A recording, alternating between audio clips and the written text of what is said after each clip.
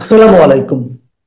প্রিয় দর্শক, অন্য মঞ্চের আলাপ চাইতে আপনাদের সকলকে আমন্ত্রণ জানাচ্ছি। জাতিসংঘের সাধারণ পরিষদ অধিবেশনে ডক্টর ইউনূসের ভুলভাল ভাষণ এবং ডোনাল্ড ট্রাম্পের সাথে ছবি, এই প্রসঙ্গটা নিয়ে আপনাদের সামনে এই মুহূর্তে কথা বলবো। আপনারা ইতিমধ্যেই ভাষণের একটু ক্লিপিং শুনলেন আমার আলাপের শুরুতে। ডক্টর ইউনূস ভাষণে অনেক কথা বলেছেন, কিন্তু ডক্টর ইউনূস আসলে সুস্থ কিনা সেটা মনে হয় চেক করা দরকার। কারণ ডক্টর ইউনূস বলছেন যে পৃথিবীর প্রতি 10 জনের 3 জন বাংলাদেশে বসবাস করে। পৃথিবীর 1 নম্বর জনসংখ্যার দেশ ভারত, ভারতেও 10 জনের 3 জন মানে 30% মানুষ বসবাস করে না। আর সেখানে বাংলাদেশ, ভারতে পৃথিবীর 17 থেকে 18%, ম্যাক্সিমাম 18% মানুষ এই মুহূর্তে বসবাস করে। আর বাংলাদেশে এটা 2 পয়েন্ট সামথিং হতে পারে। আপনি এই মুহূর্তে ওয়ার্ল্ডোমিটারের তথ্য অনুযায়ী পৃথিবীর মোট জনসংখ্যা যদি দেখেন 824 কোটি, এই যে দেখা যাচ্ছে, এবং এটি প্রতি মিনিটে প্রতি সেকেন্ডে মানব শিশু পৃথিবীতে জন্ম নিচ্ছে এবং এটা প্রতিনিয়ত আপডেট হয়। এই 824 কোটি বা প্রায় 25 কোটি 800, এতে বাংলাদেশের জনসংখ্যা যদি দেখেন 2 পয়েন্ট সামথিং, সেখানে ডক্টর ইউনূস বলছেন প্রায় 30% পৃথিবীর মানুষ বসবাস করে। তাহলে ডক্টর ইউনূস অসুস্থ বা তিনি পড়তেও যদি ভুল করেন, আমি মূল বক্তব্যটাও পড়ে দেখেছি, সেখানে প্রতি 100 জনে 3 জন বাংলাদেশে বসবাস করে। সেই সংখ্যাটি তাকে যিনি বক্তব্যটা লিখে দিয়েছেন, যারা বক্তব্যটা লিখে দিয়েছেন, তিনি তো টেলিপ্রমোটারে পড়ছেন 3% মানুষও পেতে বসবাস করেন না, 2%, 2 সামথিং। তো কাজেই ডক্টর ইউনূস আসলে ভুলভাল বক্তব্য দিয়েই জাতিসংঘের ভাষণ শুরু করেছেন এবং জাতিসংঘে তিনি অনেক কথা বলেছেন। ভাষণে তিনি বাংলাদেশের আগামী সংসদ নির্বাচন, সংস্কার, পাচার হওয়া অর্থ ফেরত, রোহিঙ্গা সংকট, গাজায় গণহত্যা, পারমাণবিক অস্ত্র, বৈশ্বিক যুদ্ধ সংঘাত, জলবায়ু সহ বিভিন্ন ইস্যুতে কথা বলেছেন। সেই সঙ্গে তিনি জাতিসংঘের প্রশংসায় পঞ্চমুখ হয়েছেন, জাতিসংঘের প্রশংসায় ভেসেছেন। কিন্তু তার বস ডোনাল্ড ট্রাম্প স্বয়ং জাতিসংঘের তীব্র সমালোচনা করেছেন গত 23 সেপ্টেম্বর মঙ্গলবারের ভাষণে, এবং জাতিসংঘের সাথে কাটছাট তো আমরা দেখছি ডোনাল্ড ট্রাম্প ক্ষমতায় আসার পর থেকে। তো কাজেই ডক্টর ইউনূস আসলে জাতিসংঘে কি ভাষণ দিলেন সেটি খুব গুরুত্বপূর্ণ নয়। আমি শুরুতেই আপনাদের দেখালাম যে ভুলভাল বক্তব্য দিয়েই তার ভাষণটার শুরুর দিকেই তিনি এই ভুলভাল বক্তব্য দিয়েছেন। কাজে এই ভুলভাল বক্তব্য কিংবা ডক্টর মোহাম্মদ ইউনূসের ভাষণ জাতির জন্য বা পৃথিবীর জন্য কি বয়ে আনবে, আমি গতকালকেও বলেছি, আজকেও বলছি। একই সাথে বলতে হয় যে গতকাল ডক্টর ইউনূসের ভাষণের দিনেই ইসরায়েলের প্রধানমন্ত্রী ভাষণ দিয়েছেন, এবং সেই নেতানিয়াহু ভাষণ দেবার প্রাক্কালে পৃথিবীর প্রায় শতাধিক দেশের কূটনীতিকরা জাতিসংঘ সভাকক্ষ ত্যাগ করেছেন, বয়কট করেছেন। কিন্তু যেটি জানা যাচ্ছে ডক্টর ইউনূস বয়কট করেননি। যাই হোক, ডক্টর ইউনূস তার ভূমিকায় অবতীর্ণ হবেন। আরেকটি আমি 2টি প্রসঙ্গ আলাপে এনেছি। আরেকটি হচ্ছে ডোনাল্ড ট্রাম্পের সঙ্গে ডক্টর ইউনূসের ছবি। আজকে আপনারা ইতিমধ্যেই খেয়াল করেছেন যে ডক্টর ইউনূসের অফিসিয়াল সোশ্যাল মিডিয়া, ফেসবুক, টুইটারে ডোনাল্ড ট্রাম্পের সাথে কথিত একটি ছবি পোস্ট করা হয়েছে, এবং সেই ছবিতে বলা হয়েছে যে এই ছবিটি গত 23 সেপ্টেম্বর মঙ্গলবার ডোনাল্ড ট্রাম্পের যে সংবর্ধনা, সেই সংবর্ধনায় তোলা হয়েছে। 23 তারিখে ছবিটা তোলা হলো, ছবিটা পোস্ট করা হলো 27 তারিখে। আমি এই ছবি নিয়ে আলাদা একটা ভিডিও করেছিলাম গতকালকে, তাতে বলেছি যে ডোনাল্ড ট্রাম্পের সাথে ডক্টর ইউনূস আসলে ছবি উঠাতে পারেননি। কোনটা সঠিক? আপনি কি মনে করেন আপনি একজন বাংলাদেশের নাগরিক, আপনি কি মনে করেন যে 23 তারিখে ছবি ওঠানো হলো ডোনাল্ড ট্রাম্পের সঙ্গে ছবি হচ্ছে জাতিসংঘের অধিবেশনে যাওয়া ডক্টর ইউনূসের সবচেয়ে কাঙ্ক্ষিত ছবি? 23 তারিখ ছবি উঠালেন, ছবি পোস্ট করলেন 27 তারিখ। এটা কি আপনি বিশ্বাস করেন? এই ছবিটা কি জেনুইন? এই ছবিটা কি ক্রিয়েটেড নয়? এই ছবিটা কি এডিটেড নয়? আপনি কি বিশ্বাস করেন? আমি বিশ্বাস করি না। কারণ ডোনাল্ড ট্রাম্পের সাথে ছবি, সেটি সবচেয়ে কাঙ্ক্ষিত ছবি, এবং সেই ছবি ওঠানোর সাথে সাথে ফেসবুক গরম করে দেওয়ার কথা, টুইটার গরম করে দেওয়ার কথা, কিন্তু গরম করা যায়নি। এটিকে এডিট করতে সময় লাগলো। এই প্রশ্নগুলো আমি রেখে দিলাম। এই প্রশ্নগুলোর উত্তর আমি পাবো না। গত বছর অধিবেশনেরও অনেক প্রশ্নের উত্তর আজও পাইনি এবং কখনোই পাবো না, আজও পাবো না। বাংলাদেশের মানুষ আমরা খুব সহজ সরল মানুষ, আমরা সহজেই ভজে যাই বলে একটা কথা আছে। আমরা আসলে ভজে যাই। এই ভজে যাওয়া আমাদের যতক্ষণে না বন্ধ হবে ততক্ষণে আমাদের মুক্তি নেই। আমি বারবার বলি যে ডক্টর ইউনূস নোবেল বিজয়ী, তার নামের আগে নোবেল বিজয়ী না লিখলে বা না বললে হয়তো পাপ হয়ে যেতে পারে। নোবেল বিজয়ী ডক্টর ইউনূস বাংলাদেশের মানুষ আপনাদের জন্য গত 1 বছরে কি করেছে? আপনারা প্রত্যাশা করেছিলেন যে ডক্টর ইউনূস যখন দায়িত্ব নেবেন, দায়িত্ব নিয়ে বাংলাদেশকে ভিন্ন উচ্চতায় নিয়ে যাবে। ডক্টর ইউনূসের আসলে পৃথিবীতে কোথাও কোনো গাল গল্প ছাড়া কোনো গ্রহণযোগ্যতা আছে গত 1 বছরে দেখেছেন? দেখেননি। কাজে বলবার কিছু নেই। জাতিসংঘের অধিবেশনে ডক্টর ইউনূস একটা ব্যর্থ ভাষণ দিয়েছেন এবং এই ভাষণের প্রভাব পৃথিবীতে কিছুই নেই, আমি বারবারই বলছি। এবং অবশেষে একটা ছবি আমরা প্রকাশ হতে দেখলাম ডোনাল্ড ট্রাম্পের সাথে, সেই ছবিটি নিয়েও প্রশ্ন রেখে দিলাম। কথায় আছে, বিপদ যখন আসে চারদিক থেকে আসে।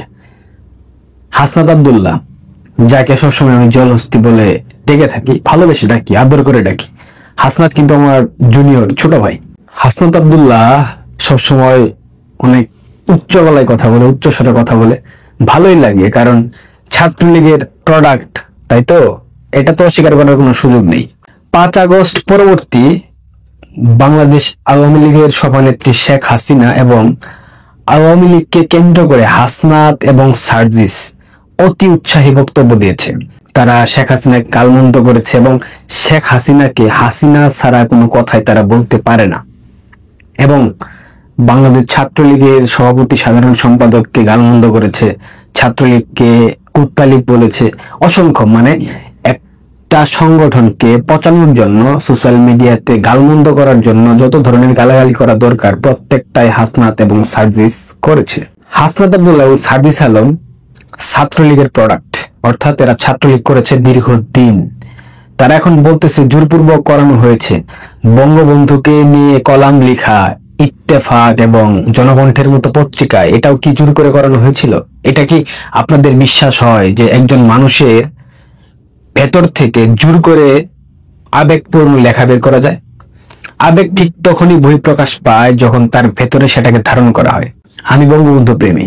আমি যদি বঙ্গবন্ধুকে ভালো না বাসতাম, পছন্দ না করতাম, শ্রদ্ধা না করতাম, তবে আমার ভেতর থেকে বঙ্গবন্ধুর প্রতি যে ভালোবাসা, যে অনুভূতি, সেটা কিন্তু আপনারা দেখতে পাইতেন না এবং এটা কোনোভাবে বের হতো না। আমি যদি জিন্নার প্রেমিক হতাম, আমি যদি ইয়াহিয়ার প্রেমিক হইতাম, তাহলে আমার ভেতর থেকে ওই ইয়াহিয়ার প্রেমটাই বের হতো। তো আলটিমেটলি হাসনাত, সার্জিস তারা যে বঙ্গবন্ধুকে নিয়ে বিবৃতি দিয়েছে, স্টেটমেন্ট দিয়েছে, কলাম লিখেছে, শেখ হাসিনাকে প্রাণপ্রিয় নেত্রী বলে অভিহিত করেছে, এগুলা কিন্তু ভেতর থেকেই এসেছিল তৎকালীন সময়ে। কিন্তু 5 আগস্ট পরবর্তী তারা পুরো 360 ডিগ্রি অ্যাঙ্গেলে ঘুরে গেল। এখানে একটা পয়েন্ট আপনাদেরকে ধরতে হবে, সেটা হলো হাসনাত এবং সার্জিস ছাত্রলীগের প্রোডাক্ট এবং তাদের যে বর্তমান রাজনৈতিক দল এনসিপিতে তাদের বিরুদ্ধে একটা রিউমার আছে যে এরা গাদ্দার, অর্থাৎ অনসে গাদ্দার, অলওয়েজ গাদ্দার। হাসনাত, সার্জিস ছাত্রলীগের সাথে গাদ্দারি করেছে। আমরা যেটুকু জানি 4 আগস্ট রাত পর্যন্ত হাসনাত এবং সার্জিস ছাত্রলীগের পারপাসটাই সার্ভ করেছে, বাট 5 আগস্ট যখন পট পরিবর্তন হয়ে গেল, বাংলাদেশের সেই জলপাই বাহিনী যখন উন্মুক্ত করে দিল ঢাকার রাজপথ, ঢাকায় প্রবেশদ্বার খুলে দিল, তখন তাদের ঘোল পাল্টে গেল। তারা 5 আগস্ট শেখ হাসিনা চলে যাওয়ার পর থেকে তারা প্রচুর, মানে একদম ঘোর আওয়ামী বিরোধী হয়ে গেলেন, শেখ হাসিনাকে গালমন্দ করতেছেন, ফাঁসিতে ঝোলাবেন, ওইটা করবেন, সেইটা করবেন, অনেক কথা। বাট এন্ড অফ দ্য ডেতে গিয়ে তাদেরকে কিন্তু কেউ বিশ্বাস করে না। খোদ এনসিপির যে আহ্বায়ক নাহিদ ইসলাম, আসিফ মাহমুদ, সজীব ভুইয়া, মাহফুজ আলম, এরা কিন্তু কেউ হাসনাত এবং সার্জিসকে বিশ্বাস করে না। কারণ তারা সবাই জানে এরা হচ্ছে গিয়া গিরগিটি, এবং গিরগিটির বর্ণ যে কোনো সময় পরিবর্তন হয়ে যাবে, ক্ষমতার গন্ধ পেলে তারা অন্যদিকে চলে যাবে। এই হাসনাত এবং সার্জিস অতি উৎসাহী আচরণের কারণে কিন্তু গোপালগঞ্জে এরকম একটা ম্যাসাকার হয়েছে। গোপালগঞ্জে গেল সেনাবাহিনীর ট্যাঙ্ক এপিসির মধ্যে ঢুকে তারা সেখান থেকে সেফলি বের হয়ে চলে আসলো। সেখানে সাধারণ মানুষ তাদেরকে প্রতিহত করেছে, তাদেরকে সেইভাবে কর্মসূচি করতে দেয় নাই। সারা দেশে একটা প্রচলিত কর্মসূচি হলো, বাট গোপালগঞ্জের ক্ষেত্রে হয়ে গেল মার্চ টু গোপালগঞ্জ, যেটা 5 আগস্ট আমরা দেখেছিলাম। এই যে উস্কানি দেওয়া, পরিকল্পিতভাবে বঙ্গবন্ধুর কবরস্থানকে ভেঙে ফেলার একটা প্রচেষ্টা তারা চালিয়েছিল, বাট সেটা পারেনি। এতগুলা কথা বলতেছি, এতগুলা কথা বললাম, সবই আপনারা জানেন। কথাগুলো বলার একমাত্র কারণ হচ্ছে হাসনাত কিন্তু সেনাবাহিনীর অতি প্রিয় একজন পাত্র, এবং এনসিপি সেনাবাহিনীর একটা পলিটিক্যাল উইংস বলা চলে, এটা অনেকে বলে, আমি জানি না। হাসনাতকে ক্যান্টনমেন্টে ঢুকতে বাধা দিয়েছে। 23 সেপ্টেম্বর সে মিরপুর অংশে যে গেট রয়েছে ক্যান্টনমেন্টে, সেই গেট দিয়ে প্রবেশ করার চেষ্টা করেছিল, বাট সেখানকার প্রহরীরা তাকে ঠেকিয়ে দিয়েছে। নিশ্চিতভাবেই প্রহরীদের এত সাহস ছিল না, যদি না হাইকমান্ড থেকে কোনো প্রকার নির্দেশ থাকতো। হাইকমান্ড থেকে নির্দেশ দেওয়া হয়েছিল বলে প্রহরীরা তাকে ক্যান্টনমেন্টে ঢুকতে দেন। সেখানে তিনি বাকবিতণ্ডায় জড়িয়েছিলেন। এরপর একাধিক সেনাবাহিনী কর্মকর্তার সাথে তিনি যোগাযোগ করার চেষ্টা করেছেন, বাট তাকে ঢুকতে দেওয়া হয় নাই। এটা একটা সাইন বলতে পারেন, অনেকেই বলতে পারেন এটা জাস্ট সিম্পলি একটা নেওয়ার মতো বিষয়, বাট আমার কাছে কোনোভাবে এটা খুব সাধারণভাবে নেওয়ার একটা বিষয় না। এটা যদি সেনাবাহিনীর পরিকল্পিতভাবে হয়ে থাকে সেটা ভিন্ন প্রসঙ্গ, এবং সেনাবাহিনী যেহেতু তাদের খুব প্রিয় পাত্র, সেক্ষেত্রে এটা হতেই পারে। বাট এটা না হওয়ার সম্ভাবনা খুব বেশি, কারণ সেনাবাহিনীতে এখনো মুক্তিযুদ্ধপন্থী, এখনো আওয়ামীপন্থী, এখনো বঙ্গবন্ধু প্রেমী কর্মকর্তা কর্মচারী রয়েছে। তাদের একটা বিশাল অংশ কিন্তু এদেরকে পছন্দ করবে না, এটা খুব স্বাভাবিক। সেই জায়গা থেকে তাদেরকে ডাকতেই পারে বা তাদেরকে ঢুকতে নাও দিতে পারে, এটা হতে পারে। এটা বিভিন্ন প্রসঙ্গে বিভিন্ন দিকে যাইতেই পারে, বাট এটা যে এক্স্যাক্টলি কি হয়েছে সেটা আমরা খুব শীঘ্রই জানতে পারবো। জানলে আমি অবশ্যই আপনাদের সাথে শেয়ার করার চেষ্টা করব। তবে ছোট ভাই হাসনাতকে কয়েকটা পরামর্শ দিতে চাই। হাসনাত আব্দুল্লাহ এবং সার্জিস আলম, তোমরা দুইজন যদি পারো সেনাবাহিনীর হাতে পায়ে ধরো, ভারতবর্ষের সাথে যোগাযোগ করো, একটা সেফ এক্সিট নিয়ে চলে যাও। অন্যথায় তোমরা যা করেছো, তোমাদের সব অন্যায় মাফ করে দেয়া হলেও বঙ্গবন্ধু কন্যা শেখ হাসিনা এবং বঙ্গবন্ধুকে তোমরা যে অসম্মান করেছো, আওয়ামী লীগের নেতাকর্মীদের উপর যে মব চালিয়েছো, এই 3টা কারণে তোমাদেরকে কোনো মাফ দেওয়া হবে না। তোমরা তো রাষ্ট্রদ্রোহ অন্যায় করে ফেলেছো, সেটা ধরো রাষ্ট্রপতির মাধ্যমে তোমাদের ক্ষমার একটা বন্দোবস্ত করে দেওয়া হলো, বাট এই বিষয়গুলো কিন্তু কোনো ক্ষমা হবে না। শেখ হাসিনা এবং বঙ্গবন্ধু এটা আওয়ামী লীগের নেতাকর্মীদের অনুভূতির জায়গা, সম্মানের জায়গা, ভালোবাসার জায়গা। সম্মানের জায়গায় যখন মানুষ আঘাত করে তখন কিন্তু মানুষের পিঠ দেয়ালে ঠেকে যায়, এবং পিঠ দেয়ালে ঠেকে গেলে মানুষ কতটা হিংস্র হইতে পারে, কতটা ভয়ানক হইতে পারে, সেটা সময় হলে তোমরা দেখতে পারবা। সো তোমাদেরকে পরামর্শ দিচ্ছি, জলদি কথা বলো, দ্রুত ভিসার বন্দোবস্ত করো, চলে যাও। অন্যথায় যদি পট পরিবর্তন হয়, যদি গণেশ উল্টে যায়, সেক্ষেত্রে বাংলাদেশের মানুষ তোমাদেরকে স্রেফ কি করবে জানো, রাস্তায় ফালানোর সুযোগ পাবে না, টান দিয়ে ছিঁড়ে ফেলবে। মানে হাত দুই দিকে, পা দুই দিকে টান দিয়ে একদম মাঝখান থেকে ছিঁড়ে ফেলবে। ন্যাচারাল, আমি বললাম তাদেরকে ছিঁড়ে ফেলবে, কারণ তোমাদের যে পাপের বোঝা এতটাই ভারী হয়েছে, এখান থেকে তোমাদের মুক্ত হওয়ার কোনো পথ খোলা নাই। একটাই পথ আছে, ভারতের সাথে কথা বলো, এরপর একটা নিকোজিশনের মাধ্যমে সেফ এক্সিট নিয়ে চলে যাও। এবং তোমরা যে ভাবতেছো তোমাদেরকে রক্ষা করবে ডক্টর ইউনূস, ইম্পসিবল। জাতিসংঘ সফরে নিশ্চয়ই তোমরা দেখেছো, সেখানে প্রতিনিধি দল নিয়ে গেল, 3টা দলের নেতাকর্মী, তাদেরকে মবের হাতে ফেলে দিয়ে কিন্তু ডক্টর ইউনূস পেছনের দরজা দিয়ে পালিয়ে গেছে। এবং ঠিক সেম কাজটাই তিনি করবেন যখন তার সময় শেষ হবে, তিনি বুঝতে পারবেন যে বাংলাদেশে হয়তো বা তাকে আর স্টে করানোর মতো সুযোগ ডিপ স্টেটে নেই, সেই ক্ষেত্রে ইউনূস কিন্তু তোমাদের সবাইকে রেখে পালিয়ে যাবে। তখন কিন্তু তোমরা অভিভাবক শূন্যতায় ভুগবা। যদি বিএনপি তোমাদেরকে জানে রক্ষাও করে, সেটা কতদিন করতে পারবে সেটা তোমরাও বুঝতেছো, আমরাও বুঝতেছি। পরামর্শ থাকবে, দ্রুত চলে যাও। নুসরাত তাবাসসুম সম্ভবত অস্ট্রেলিয়া চলে গেছে, তো তোমরা অস্ট্রেলিয়া, কানাডা, যেখান থেকে তোমাদেরকে খুব সহজে ফিরিয়ে আনতে পারবে না, এমন একটা দেশে চলে যাও, ওখানে গিয়ে অ্যাসাইলাম সিক করো, যেটা করো না কেন করো, বাট বাংলাদেশে থেকো না। আমি তোমাদেরকে পরামর্শ দিয়ে দিছি, বাংলাদেশে থেকো না। বিদেশে আসলে তাও মরবা না, জীবনটা বেঁচে থাকবে। কষ্ট হবে চলতে তোমাদেরকে কেউ রাখবে না পাশে, তোমাদেরকে এক ঘরে করে দেবে বাঙালি কমিউনিটি, বাট জীবনটা বেঁচে থাকতে পারবা। আর তোমাদের আত্মীয় স্বজন, পাড়া প্রতিবেশী, বন্ধু বান্ধব, নিকটাত্মীয়দের কথা ভুলে যাও। এদের প্রত্যেককেই প্রচুর প্রচুর ভুগতে হবে, কারণ এরা এখন সুবিধা ভোগ করতেছে তোমাদের পাওয়ারের, তো এদেরকেও ওই সময় ভুগতে হবে। এবং বাংলাদেশে পট পরিবর্তন নভেম্বর ডিসেম্বরের মধ্যে হবে, এটা মোটামুটি নিশ্চিত, তোমরা খুব ভালোভাবে জানো। এই জন্য তোমরা পুতায় গেছো, এই জন্য হয়তো বা সেনাবাহিনী তোমাদের মাথার উপর থেকে ছায়া সরিয়ে নিচ্ছে। এখন অ্যাকচুয়ালি কি হচ্ছে সেটা দেখার জন্য প্রিয় দর্শক আপনাদেরকে অপেক্ষা করতে হবে। তবে সেনাপ্রধান হয়তো বা তার নির্দেশনাতেই ক্যান্টনমেন্টে এই এনসিপির টুকাই হাসনাতকে ঢুকতে দেওয়া হচ্ছে না। এটা হচ্ছে জেনুইন তথ্য। ভালো থাকবেন, সাবস্ক্রাইব করবেন, ধন্যবাদ।